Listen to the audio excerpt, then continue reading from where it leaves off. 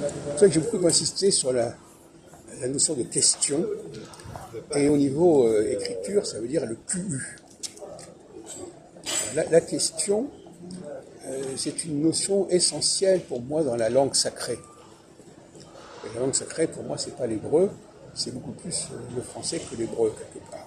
La preuve, c'est que l'hébreu n'a pas une notion il a le ma et le lama, quoi, pourquoi, mais il n'a pas de concept pour dire ça.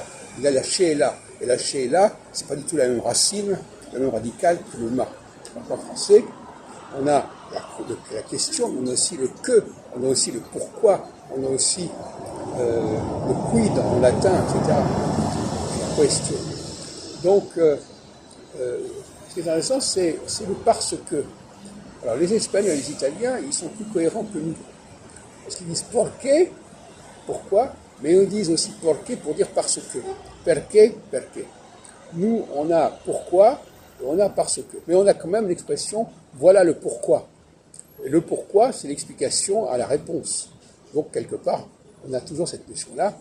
Et dans la tradition médiévale, notamment juive, on a ce qu'on appelle les responsa. Et les responsa, ce sont des questions qui étaient posées à des grands maîtres, comme Maïmonide, etc. Et ils répondaient à ces questions. Donc la dialectique de la question et de la réponse est fondamentale.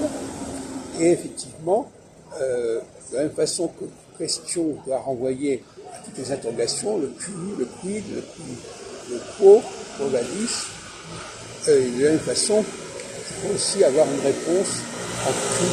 Alors, il y a la requête éventuellement, la requête, mais la requête c'est aussi une question de la quête, mais il faudrait développer davantage la notion de pourquoi, la notion de pourquoi dans le sens de parce que bien que dans parce que, il y a également le que.